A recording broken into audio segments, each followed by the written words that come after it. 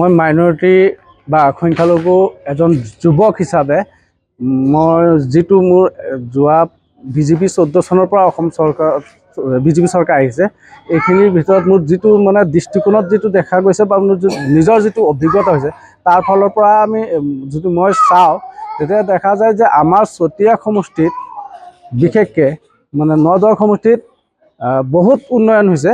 আমাৰ বিধায়কজন একচুৱেলি আগৰ পৰাও আছে আৰু 5 বাৰ তেখেত বিধায়ক হৈছে। এইবাৰ 26 চনত 6 বাৰ হ'ব আৰু তেখেত বহুত দক্ষ, তেওঁ বহুত অভিজ্ঞতাপূৰ্ণ এজন অসমৰ ভিতৰত শ্ৰেষ্ঠ বা যশস্বী বিধায়ক হয় আৰু তেখেতৰ কৰ্মৰাজি বহুত ধুনীয়া। তেখেতৰ যদি আমি চাব যাওঁ গোটেই সমষ্টিটোৰ চুকে কোণে প্ৰতিটো গাঁৱে চুকে কোণে সকলো জাতি বৰ্ণ ধৰ্ম ভাষা নিৰ্বিশেষে সকলো জাতি একগোট কৰি একেলগে সকলোকে সমান চকুৰে চাই বিভিন্ন ধৰণৰ আঁচনিখিনি দিছে। যদি আমি চাব মানে ক'বলৈ যাওঁ PM কিষাণ ঘৰ বা প্ৰধানমন্ত্ৰী আৱাস যোজনা, তাৰপিছত আপোনাৰ PM কিষাণ খেতিয়কসকলৰ, তাৰপাছত অৰুণোদয় আঁচনি, তাৰপাছত গেছ, ৰাস্তা ঘাট পদূলি মাথাউৰি, এনেদৰে বহুত আঁচনি আছে। কিমান কম সেইকেইদিনা আমাৰ হাইস্কুলত আপোনাৰ ফেঞ্চিং ৱাল আহিছে, আপোনাৰ খুব ধুনীয়াকৈ মডেলিং হিচাপত হৈছে। বৰ্ডাৰ ফেঞ্চিং 2টা মাথাউৰি হৈছে, যাৰ কাৰণে মানে ইমান দিন 400 বিঘামান মাটি প্ৰতি বছৰে ক্ষতি হৈ আছিলে। বহুত বহুত সন্তুষ্ট। আৰু এইবাৰো যে আমি যিটো মানে আমি ইমান চেষ্টা কৰি আছোঁ যাতে তেখেতক আমি এনে বেলেগে 1,20,000 ভোটত জিকাব বুলি কৈ আছে, কিন্তু মোৰ দৃষ্টিকোণত তেওঁ এইবাৰ 1.5 লাখতকৈ অধিক ভোটত যাব। আৰু চাব আপোনালোকে এইবাৰ তেখেতে মন্ত্ৰিত্বও পাব, কাৰণ তেখেতৰ যিটো জনপ্ৰিয়তা দিনে দিনে বৃদ্ধি পাই আছে আৰু ভোটৰ সংখ্যাটো বহুত ভাল হৈ আছে। আমাৰ ইয়াত এইবাৰ অসমত এটা গোটেই মানে বিধায়কসকলৰ ওপৰত তেখেতে ভোট বেছি পাব। আৰু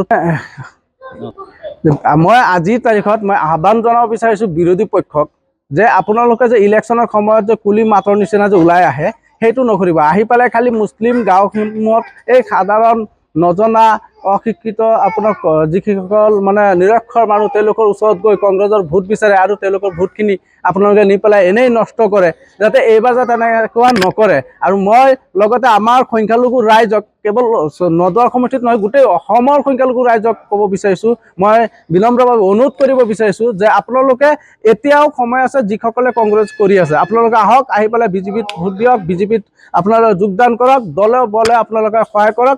আজি চাওক হিমন্ত বিশ্ব শৰ্মাৰ নেতৃত্বত অসমত ইমান ধুনীয়াকৈ নিবনুৱা সমস্যাখিনি সমাধান হৈ আছে, ইমানখিনি চাকৰি দি আছে, 1 টকা পইচা লোৱা নাই। কংগ্ৰেছৰ দিনততো দুৰ্নীতি আছিলে, পইচা লৈ পেলাই চাকৰি দিছিলে।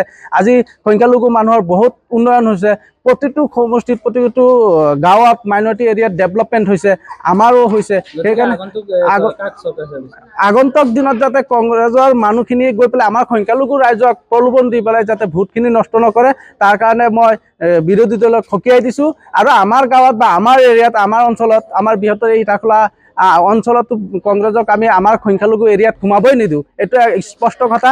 আৰু আমি অলৰেডি সিদ্ধান্ত লৈছোঁ। আৰু আগন্তুক দিনত অসমত বিজেপি চৰকাৰ আহক, এটা নিকা চৰকাৰ বিজেপি চৰকাৰ, আৰু এই বিজেপি চৰকাৰ অহাটো আমি বিচাৰোঁ। আৰু ভৱিষ্যতত আৰু কংগ্ৰেছৰ কোনো মানে বৰ্তমান যিটো দেখা গৈছে কংগ্ৰেছৰ কোনো অস্তিত্ব নাই, কংগ্ৰেছ কোনো কাৰণত জিকিব নোৱাৰে, কোনো কাৰণত কংগ্ৰেছ আহিব নোৱাৰে, বিজেপি চৰকাৰে আহিব। হিমন্ত বিশ্ব শৰ্মা জিন্দাবাদ, পদ্মা হাজৰিকা জিন্দাবাদ। ধন্যবাদ। আমি নদোৱাৰ উন্নয়ন খণ্ডত আমি সুৰক্ষিত পাইছোঁ। আমাৰ আগৰ চৰকাৰতকৈ এইবাৰ আমি খুব ভাল পাইছোঁ। আৰু বিশেষকৈ আমাৰ শ্ৰীযুত পদ্মা হাজৰিকা একদম অন্তৰ্দয়া মানুহ, তেওঁ আমাৰ কাৰণে বহুত কষ্ট কৰে, আনকি বহুত মৰমীয়াল মানুহ হয়। আৰু তেখেতৰ বিধায়ক আমি মন প্ৰতি বিধায়ক পাইছোঁ। আৰু কথা হৈছে কি, আচলতে আগৰ চৰকাৰতকৈ এইবাৰ আমি বহুত ভাল পাইছোঁ। আগতো আমি অৰুণোদয় পোৱা নাছিলোঁ, PM কিষাণ পোৱা নাছিলোঁ, এইবিলাক বিভিন্ন ধৰণৰ কণমানি পোৱা নাছিলোঁ, বিভিন্ন ধৰণৰ আঁচনি পোৱা আমি নাছিলোঁ, কিন্তু এতিয়া আমি চব পাই আছোঁ। হয়, আমি একদম সন্তুষ্ট, আঁচনি পাইছোঁ মানে সন্তুষ্ট। আৰু মানুহ আমাৰ নদোৱাৰ উন্নয়ন খণ্ডত শ্ৰীযুত পদ্মা হাজৰিকাৰ নিচিনা মানুহ আমি আৰু পোৱা নাই। তেখেতে আমাৰ বঢ়িয়া মানুহ। আৰু তেখেতকে আমি 5 বছৰত কি কাম কৰিলে, তেওঁ বহুত কাম কৰিছে। আগতে আমি চাইকেল চলাই যোৱাটো ৰাস্তাত বহুত অসুবিধা হৈছিলে, আমি খোজকাঢ়ি যাবলগীয়া হৈছিলে। এইবাৰ যেন আমি চাইকেল চলাই যোৱাৰ মানে ৰাস্তাৰ সুবিধা চাই আমি এতিয়া বাইক মটৰচাইকেল এইসব ল'বলগীয়া সুবিধা পাইছোঁ। আৰু এতিয়া ধৰক আমি বাইক চলাবলৈ সুবিধা, আৰু এতিয়া ৰাস্তা এনেকুৱা ধৰণৰ হৈছে যাতে আমি টাউন চহৰত ঘূৰি আছোঁ এনেকুৱা যেন লাগে মোক। সেইকাৰণে যেহেতু নদৰ সমষ্টিৰ বিধায়ক পদ্মা হাজৰিকা হয়, এনে আপত্তি বিপত্তি আপোনালোকৰ ওচৰত আহে নি? আহে যে আমি যেতিয়া ফোন মাৰোঁ তেতিয়া আমি পদ্মা হাজৰিকাক লগ পাওঁ। তেওঁক যদি ঘৰত থাকে আজি ফোন মাৰিলে আজি আহি যাব, আৰু যদি অগত্যা ঘৰত নাথাকে তেনেহ'লে আঞ্চলিকৰ মানুহ আছে তেওঁলোকক পঠিয়াই দি আমাৰ কিবা অসুবিধা হ'লে আহি কাম ক্ষমতা কৰি থৈ যায়। ৰাস্তা ঘাট একদম বঢ়িয়া, চতিয়া কমিটিৰ ৰাস্তা ঘাট বঢ়িয়া বনাইছে। এতিয়া আমাৰ আৰু বোকা চতিয়া গাত নপৰে আৰু। আগতো কংগ্ৰেছৰ যুগতো বোকা চতিয়া ভাল কাপোৰ লগাই আমি ৰাস্তাত যাব নোৱাৰিছোঁ, এনেকুৱা ধৰণৰ আছিলে। কিন্তু এতিয়া তেনেকুৱা ধৰণৰ নাই আৰু, এতিয়া ভাল, এতিয়া অসুবিধা নাই আৰু। কাৰ চৰকাৰ বিচাৰে আপোনালোকে? এতিয়া আমি বিজেপি চৰকাৰে বিচাৰোঁ। বিজেপি চৰকাৰে আমাক এনেকুৱা সুবিধা দিছে যে আমি যদি একাউণ্টত আমি পইচা নথলোঁ আমি একাউণ্টত গৈ টিপিলে পইচা ল'ব পাৰিম। যিহেতু আপোনালোকক যি মুছলমান বা সংখ্যালঘুসকলক যি উচ্ছেদো চলাই আছে, হয়, তেনে ক্ষেত্ৰত আপোনালোকৰ মতামত? আমাৰো মানে চৰকাৰৰ মতে আমাৰ মত, কিয় মত, ইলিগেলটো তেখেতে কৰা নাই, ইলিগেল কৰা নাই, লিগেলি কৰিছে। কিন্তু কথা হৈছে কি, যিকেইটা হয়তো নতুন মানুহ বা বাংলাদেশী মানুহ এইকেইটা মানুহ থাকিলে হয়তো আমাৰো অসুবিধা হ'ব। তেওঁলোকৰ কাৰণে পিকচাৰ হয়তো একেই, কিন্তু হ'লেও আমাৰ অসুবিধা হৈ যায় তেওঁলোকৰ কাৰণে। সেইকাৰণে সেইটো সুবিধা লোৱাটো ভাল। বিধায়ক পদ্মা হাজৰিকাৰ কাম কাজত সন্তুষ্ট নে? আছে, সন্তুষ্ট একদম পৰিপূৰ্ণভাৱে তেখেতক আমি ভাল পাওঁ। আগৰ পৰাই অগপ দলৰ পৰাই আমি তেখেতক ভাল পাওঁ। আৰু তেতিয়া 5 বছৰতো বহুত সুবিধা পাইছো আমি চৰকাৰ ফালৰ পৰা। যেনেকে আমাৰ ৰাস্তাখিনি ভাল হ'ল, আগত আমাৰ বাগানীয়া ৰাস্তা বেয়া আছিলে, আমি খোজকাঢ়ি যাবৰ কাৰণেও অসুবিধা হৈ আছিলে। তাৰ পাছত আমাক ঘৰ দিছে চৰকাৰে, চাউল দিছে, এতিয়া চেনি নিমখ দিছে, সেইখিনি কাৰণে বহুত সুবিধা পাইছোঁ। তাৰ পাছত আমাৰ স্কুলীয়া ল'ৰা ছোৱালীৰ কাৰণে পঢ়িব সুবিধা পাইছোঁ, স্কলাৰশ্বিপ পাই আছোঁ। বাগানীয়া ল'ৰা ছোৱালী আগত পোৱা নাছিলে, বাগানীয়া ল'ৰা ছোৱালী সেইখিনি সুবিধা পাইছোঁ। হস্পিটেলৰ সুবিধা পাইছোঁ, যিখিনি যে আমাক সপ্তাহত পঠাই দিয়ে, ডক্টৰ আহে লগত, ব্লাডো টেষ্ট কৰে ইয়াত লৈ পেলাই। আমাৰতো বাগানত কি হৈছিলে, যোনে পাৰ্মেট তাৰহে ট্ৰিটমেণ্ট হয়, বাকীখিনি ট্ৰিটমেণ্ট নহয় ভালকে। ঘৰত যিখিনি আমাৰ বুঢ়া বুঢ়ী মা দেউতা আছে সিহঁতৰ ট্ৰিটমেণ্ট নহয়, সিহঁতৰ ট্ৰিটমেণ্ট হ'লে পইচা কাটে আমাৰ পিয়পৰ পৰা। এতিয়া কি হয়, সেইফালৰ পৰা ডক্টৰ আহে আৰু সপ্তাহে আহি পেলাই সোধে যে আপোনাৰ বেমাৰটো ভাল হৈছে নে নাই। আমি ঔষধ দি গৈছিলোঁ, স্বাস্থ্যৰ ক্ষেত্ৰত যথেষ্ট উন্নতি, যথেষ্ট পাইছোঁ। আমাৰ ৱাটাৰ চাপ্লাই বহাই দিলে, তাৰপিছত আমাৰ পানীৰ অসুবিধা নাই।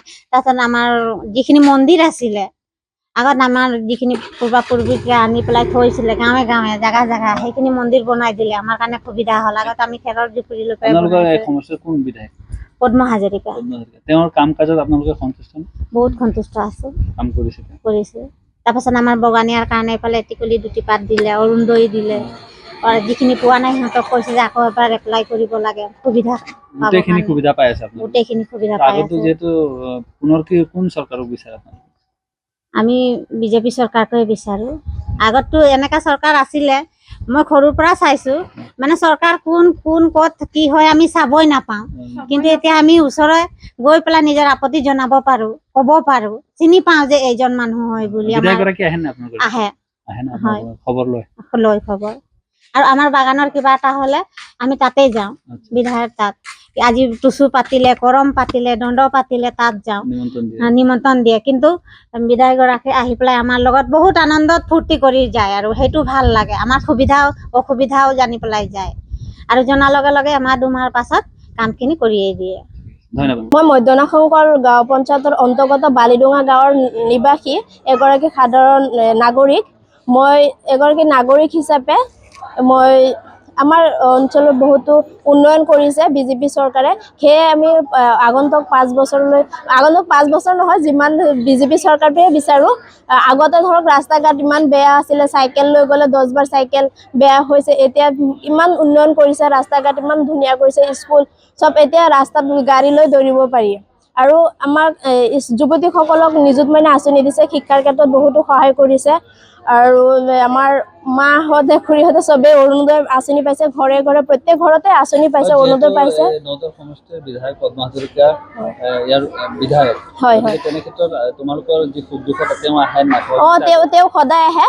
তেওঁ আমাৰ মানুহখিনিক আমাৰ নদৰ সমষ্টিৰ বিধায়ক পদ্মা হাজৰিকাদেৱে যিকোনো সময়ত মানুহৰ সুখ দুখ সকলো সময়ত মানুহৰ কাষত আহি থিয় দিয়ে। সকলো সহায় কৰে সমানভাৱে, কোনো হিন্দু মুছলিম কোনো ভেদাভেদ নাই, সকলোকে একে সমান চকুৰে চাই। সেইবাবে আমি তেখেতক বহুত ধন্যবাদ জ্ঞাপন কৰিছোঁ। তেখেতে আগন্তুক আৰু তেখেতকে আমি বিচাৰোঁ তেখেতক আমি এতিয়া এজন মন্ত্ৰী হিচাপে পালে আৰু ভাল লাগিব, তেনেকৈ বিচাৰিছোঁ। ঠিক আছে, ধন্যবাদ।